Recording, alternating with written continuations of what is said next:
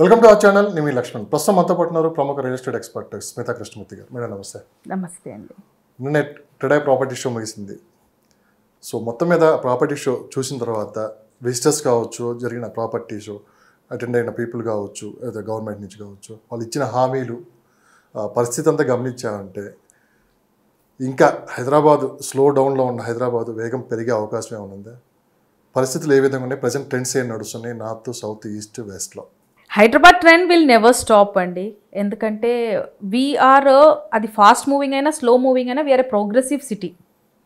So Hyderabad trend అంటే real estate trend it will never fall.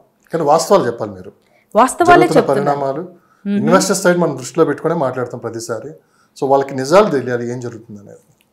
అదే హైదరాబాద్ ఎప్పుడు ఒక ప్రోగ్రెసివ్ సిటీ కాబట్టి అది 100% జీరో లెవెల్కి అయితే పడిపోదు. సో ఆ ఒక ట్రెండ్ని కీప్ చేసుకొని మార్కెట్ స్లో అయితే ఉంది. కానీ మీరు అన్నట్టు క్రెడై షోలో వెళ్ళి చూస్తే ద పబ్లిక్ని చూశాక ఏం అర్థమవుతుందంటే పబ్లిక్కి కొనొద్దు అనే ఇంటెన్షన్లో అయితే ఎవరు లేరు. ఎందుకంటే people are still hunting for properties. ఇక్కడ ఒక ప్రాబ్లం ఏమొచ్చింది అంటే it's the price that matters to the public.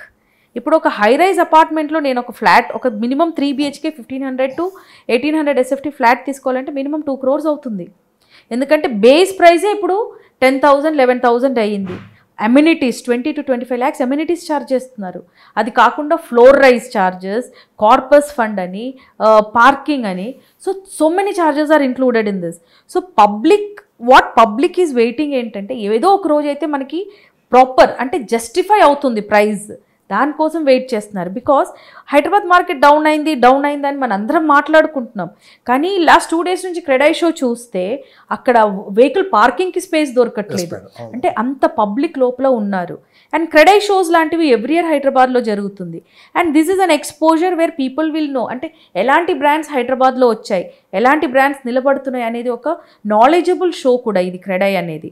So అక్కడ ఉన్న వాళ్ళు may not be everybody are buyers, కానీ ఒక ప్రైస్ కంపారిజన్ దొరుకుతుంది. అక్కడ క్వాలిటీ ఆఫ్ కన్స్ట్రక్షన్లో ఏమేమి కొత్త టెక్నాలజీ వచ్చింది అనేది కనపడుతుంది. ఇంకోటి who are the people who are sustaining in the market అనేది కూడా వస్తుంది. ఇప్పుడు క్రెడై షోలో ఇప్పుడు నా ప్రాపర్టీ నేను ఎగ్జిబిట్ చేయాలి అంటే నేను మార్కెట్లో నిలబడి ఉండాలి. సో వాళ్ళకు ఒక బ్రాండ్ అవేర్నెస్ వస్తుంది. యాక్చువల్లీ ఇలాంటి షోస్ గవర్నమెంట్ హెల్ప్ చేయడం కూడా చాలా మంచిది.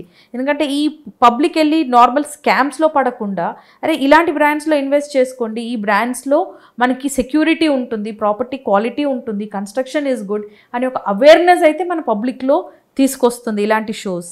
And coming to the market situations, market అయితే స్టాగ్నెంటే ఉందండి.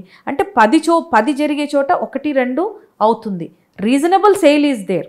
అంటే ఆర్గానిక్ సేల్స్ అయితే మనకి రియల్ ఎస్టేట్లో ఉంది, నేను అది కాదని చెప్పను. కాకపోతే పెద్ద ఇన్వెస్టర్స్ వచ్చి ఇన్వెస్ట్ చేసి ట్రాన్సాక్షన్ చేసే పద్ధతులు అయితే ఇప్పుడు స్లో డౌన్ అయిపోయింది.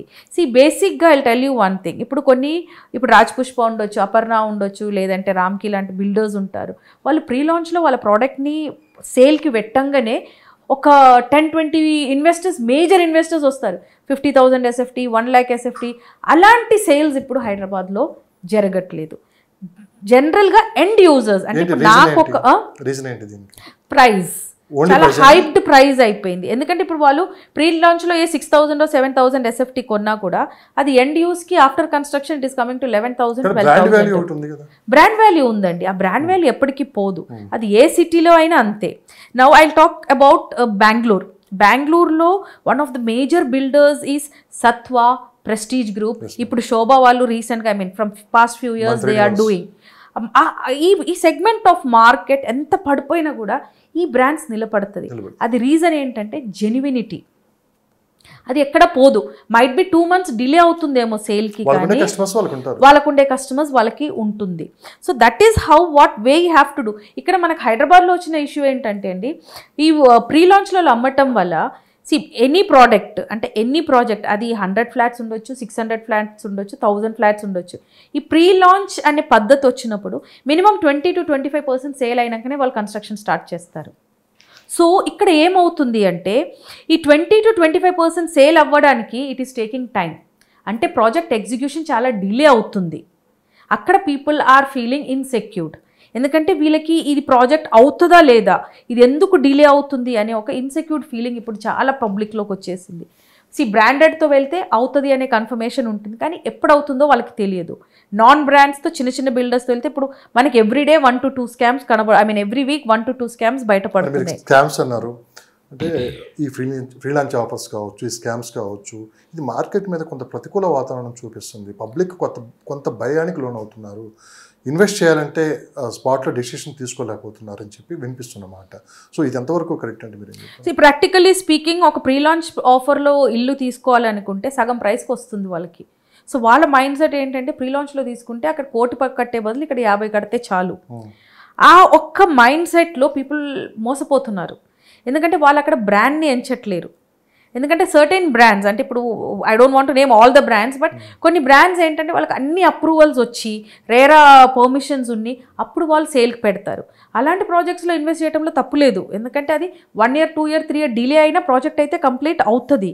కానీ ఈ నాన్ బ్రాండ్స్ అంటే లోకల్ బిల్డర్స్ దగ్గర వెళ్ళి ఈ అండ్ ఇంకోటి ఏంటంటే మీరు ఫ్లాట్ తీసుకుంటున్నారు ప్రీ లాంచ్లో, they are not giving you sale deed, they are giving you MOU. ఈ MOU తీసుకొని మీరు ఏ కోర్టుకి వెళ్ళినా యూ కెనాట్ ఫైట్, ఎందుకంటే సివిల్ కేసెస్లో మీ దగ్గర డాక్యుమెంట్స్ కరెక్ట్ ఉండాలి. పోనీ ఆ MOU చేయించారు, ఒక 1% కట్టి దాన్ని రిజిస్టర్ చేస్తారంటే అది కూడా చేయరు.